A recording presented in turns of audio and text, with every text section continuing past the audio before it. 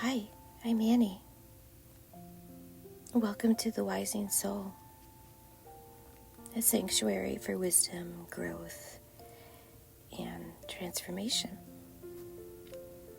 If you're new here, I invite you to subscribe and join this growing online tribe of Wising Souls. I chose to begin my channel with goodbyes because each one builds upon the last. Together, they are a journey of letting go, step by step, so that we can walk into greater freedom. If you missed the earlier videos, goodbye to self-doubt, goodbye to toxic people, goodbye to clutter, I invite you to go back and watch them. Each one is a piece of the path. Today we're looking at something sneaky. Self-sabotage. Self-sabotage is when we get in our own way. It's when we procrastinate, even though we want to change. Choose relationships or jobs that keep us small. Overthink so much that we never start. Quit just before the breakthrough. And you hear my cat Fiona, she never quits. It is not because we're lazy or weak. It's usually because deep inside we're afraid. We self-sabotage for many reasons, often without even realizing it. Fear of growing up, not wanting to be responsible for our own decisions, the wounds of words someone told us or implied that we were worthless, not feeling at home on the earth plane, carrying the sense that we don't belong, anger at parents or family that we still carry inside, fear of change because even pain feels safer than the unknown. Decisions we made long ago, often without knowing it, that happiness can't be trusted or maintained. Choosing partners who drain our energy and keep us small. Falling into financial debt. Money will have its own series, but it often ties to sabotage. Agreeing to live inside a culture of consumption instead of following what nourishes the soul. Willfulness. Resisting growth even when it calls us because change feels threatening. And under all of these lies shame. Shame tells us we don't deserve good things. It convinces us to play small, to hide, or to stop before we even begin. Sometimes self-sabotage has roots that are harder to explain. I call it the woo-woo side. As a psychic medium, it's a little bit easier to explain to people not familiar with that level of intuition. But unconscious memories and carryover lessons from previous lives, I have found, can self-sabotage people. For some, this shows up as inner confusion. A soul that once lived a higher lifestyle may struggle to understand this life's circumstances. The longing for what was can create a restlessness. It can whisper, "This isn't enough. You don't belong here." When we don't recognize this, it can turn into self-sabotage, resisting the lessons of the present life, or chasing what can't be captured. But when we acknowledge it as a soul memory, we can soften. We can ask, what lesson is my soul here to learn this time? In recovery, we talk about fight, flight, or freeze. These are survival reactions at what's kept us safe. But over time, they can become dysfunctional. And each one can show up as self-sabotage. Fight can look like willfulness,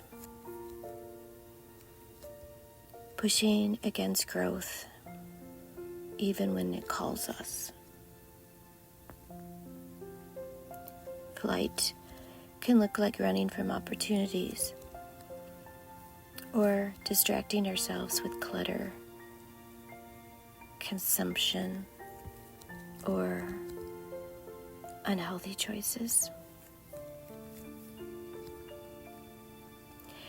Freeze can look like procrastination,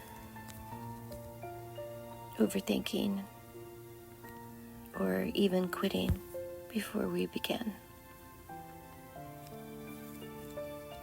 These patterns once helped us survive. It once helped me to survive. But left unchecked, they keep us from moving forward. I have so seen this in myself, in my life. Self-sabotage was married to anxiety. My anxiety ran my life. The energy it took to break free from anxiety so I no longer self-sabotaged was nearly debilitating. It actually triggered autoimmune issues in my body. I've had moments where I longed for change. But when the opportunity came, I froze. Instead of walking through a much healthier door, I pulled back. Self-sabotage often carries the voice of the past. For me, it sounded like, don't hope, don't try, don't risk being seen. Maybe you've heard that voice too. Sometimes self-sabotage doesn't look like procrastination or quitting. Sometimes it disguises itself as martyrdom. Martyrdom is when we silence our needs to meet everyone else's. When we give away our energy until nothing is left. When we sacrifice ourselves, not out of love, but out of fear. Fear of not being enough. Fear of being rejected. Fear of not being loved unless we overgive. It feels noble, but it is still self-sabotage. Because every time we abandon ourselves, we weaken our soul. Healing means noticing when we slip into martyrdom and asking, am I really serving others? Or am I avoiding my own growth by sacrificing myself? The first step is noticing it, naming it, saying it. This is not laziness. This is fear. This is shame. Then we respond differently. First, breathe. A single deep breath calms the nervous system and creates a space for a wider choice. 2, ask yourself, does this help me or hurt me? And at what age does this help or hurt? Often we are reacting from a much younger place inside ourselves. 3, forgiveness. Self-sabotage weakens when we forgive ourselves for the times we stopped short. 4, gentle self-talk. Replace the inner critic with a voice of compassion. 5, one step at a time. Instead of climbing the mountain, just take one step. 6, therapy. Healing doesn't mean you walk alone. Therapy gives us tools, perspective, and support. A good therapist helps us see the patterns, the wounds beneath them, and new ways forward. And 7, new choices. Even one small, brave choice begins to rewire the story. Self-sabotage doesn't disappear overnight. But every time we show up, even imperfectly, we are breaking its hold.